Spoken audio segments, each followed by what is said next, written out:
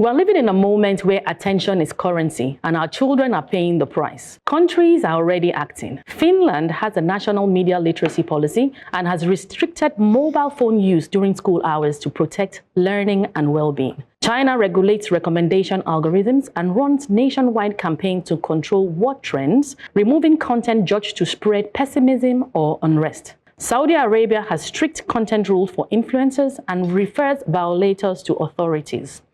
Norway is moving to raise the minimum social media age to 15, citing algorithmic harm to children. Nigeria needs practical, proportionate actions. Raise the bar for youth access, age-verified accounts, and school device curfews. Regulate reach. Creators over a threshold must register, disclose sponsorship, and follow an influencer code enforced by Arcan, NITDA, and NBC. The courts have affirmed Arcan's authority over digital arts. Algorithm accountability. Platforms should publish how recommendation systems work and give regulators takedown and appeal powers, similar to China's rules, with rights safeguards. National Media Literacy Drive. Make media literacy part of schools, teacher training, and parenting workshops so parents, often victims of digital manipulation themselves, can ground their children. Whistleblower system. Set up a confidential reporting channel to flag harmful content, algorithm manipulation, or influencer misconduct, backed by legal protection and follow-up. Clear reporting and enforcement. Boost Arcan, NITDA, and NBC with hotlines, dashboards, and real consequences for violators. Schools must also be held accountable. Many confuse wokeness with responsible education, giving children unfiltered access to devices, social media, and the internet, even for simple homework. This is not empowerment, it's digital overexposure. It fuels addiction, shrinks attention span, and weakens critical thinking. Educators must build learning that sharpens, not dulls, the mind. We cannot outsource education to algorithms. A national framework should set digital use standards for schools and curb excessive screen dependence. Unintentional parents are also victims of platforms that hijack attention. We must protect young minds with policy, practice, and education. If other countries can act decisively, so can Nigeria, intelligently, proportionately, and urgently. Okay, so I think a couple of weeks we had the conversation around this. We're always having conversations around algorithms. About minimal use of digital devices and also exposure to younger people. Because it affects a lot of things. Affects productivity, affects attention span, and even cognitive. What's it called now? Anyway, we need to learn to make the best of what we have. So I am not one of those who say AI is not good. I believe that AI is very good, very important. I also believe that you need a certain level of native intelligence for you to maximize artificial intelligence. I'm beginning to sound like Benga.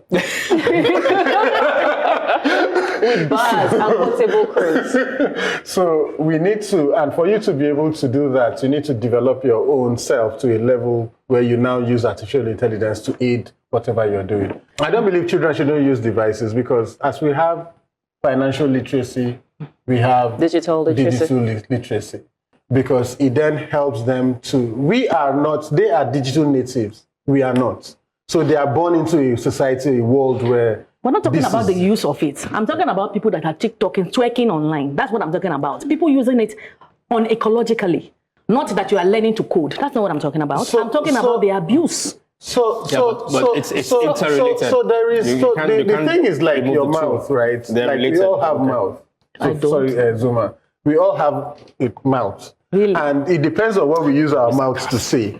That's the problem. So I don't believe that use of social media is a problem, as it were. I don't think this is a government responsibility for children. It's a parental gap.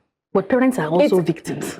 It again, parental gap. Government cannot take responsibility for your personal failure. Yeah. At the point, hold on.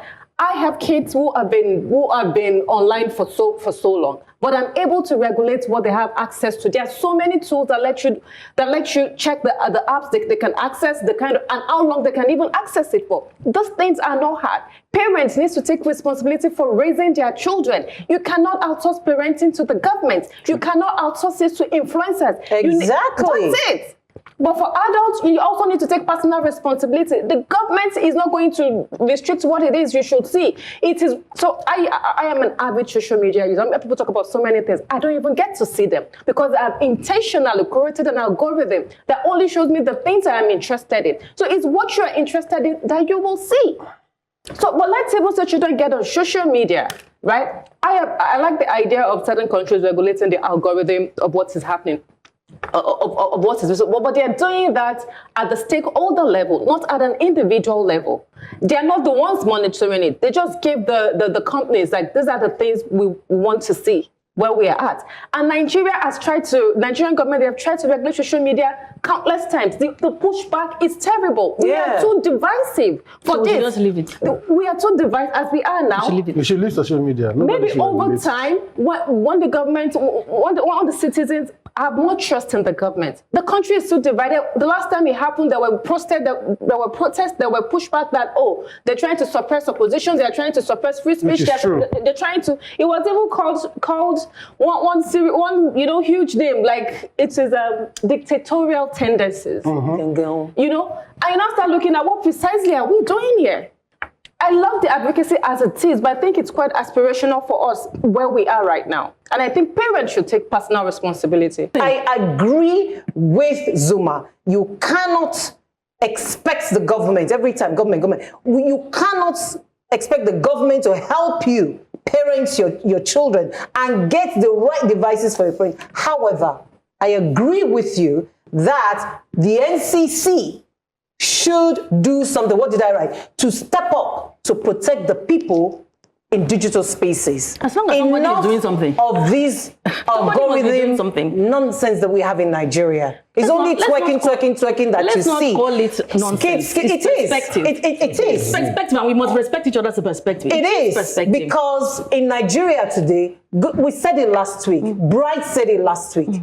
If you're not dancing with whatever it is you have, you don't have the views. And you said it as you started your monologue. Attention is currency. But what are we giving attention to on Nigerian digital spaces? The twerking, the dancing, the skits, the comedic things, while the really important, serious things are not getting views. Actually, I agree with you. Thank God. You're no longer elderly. Yeah. And I know what you're trying to say, really, which I don't think that the other panelists will understand. I think they're trying to elevate the other side of the conversation as well. Right.